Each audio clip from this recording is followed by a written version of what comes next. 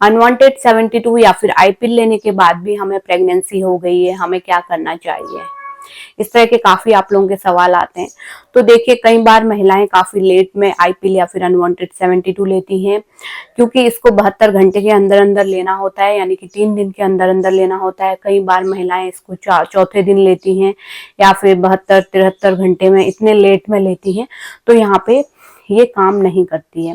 देखिए, जब भी आपका अनप्रोटेक्टेड रिलेशन बन गया है ना, बिना किसी प्लानिंग के रिलेशन बन गया है, या फिर कॉन्डम कई बार ब्रेक हो जाता है, तो आपको 24 घंटे के अंदर अंदर, शुरुआती 24 घंटे के अंदर अंदर ही आईपिल या फिर अनवांटेड 72 ले लेना चाहिए, जिससे कि आप अनवांटेड प्रेगनेंसी से बच सकें, है ना।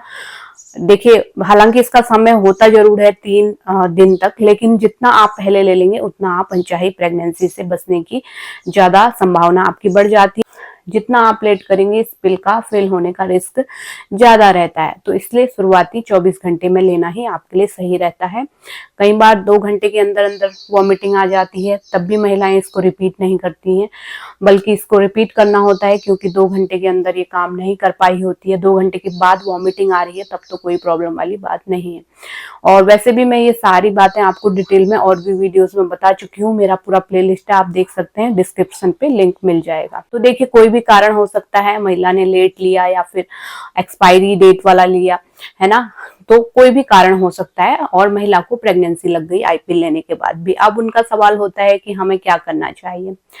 सबसे पहले तो आपको प्रेगनेंसी टेस्ट आपने जाहिर सी बात है कर लिया होगा। उसके बाद अपनी गायनिकोलॉजिस्ट के पास जाइए, नजदीकी जो भी डॉक्टर है उनके पास जाइए, और वहां पे वो अल्ट्रासाउंड करेंगे, देखेंगे कि कितने हफ्ते की प्रेगनेंसी है। और दूसरा ये भी देखा जाता है अल्ट्रासाउंड में कि प्रेगनेंसी आपके बच्चेदानी में है या फिर ट्यूब्स में तो नहीं है ना, एक्टोपिक प्रेगनेंसी तो नहीं है। तो कई बार महिलाएं क्या करती हैं, डॉक्टर के पास नहीं जाती हैं, घर पे ही जो अनवांटेड किट है, प्रेगनेंसी को रिमूव करने वाले किट हैं, वो लाके खा लेती हैं।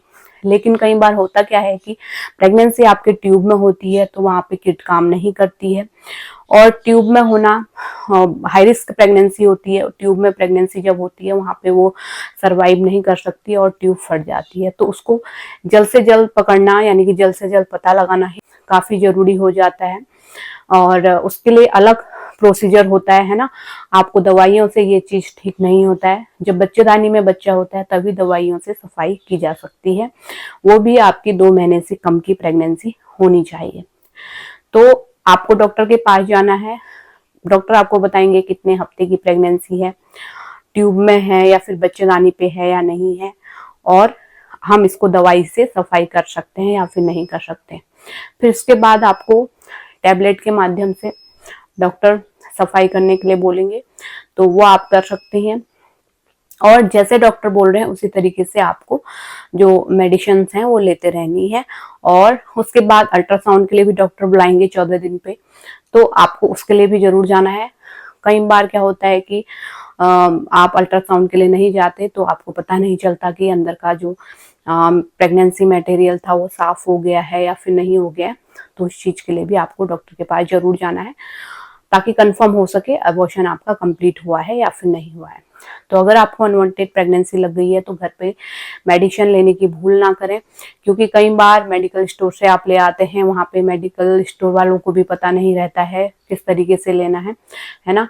तो आप काफी फिर आपको पछताना पड़ता है ना। गलत तरीके से लेते हैं आप, फिर अबॉर्शन इनकम्प्लीट रहता है, और वहां पे फिर आपको लगातार ब्लीडिंग चलते रहती है, पेन होता है, इन्फेक्शन होता है, फिर आपको डॉक्टर के पास जाना होता है। तो इसलिए पहले ही आप चले जाएं, ताकि ये सब झंझट आपको झेलनी ना पड़े।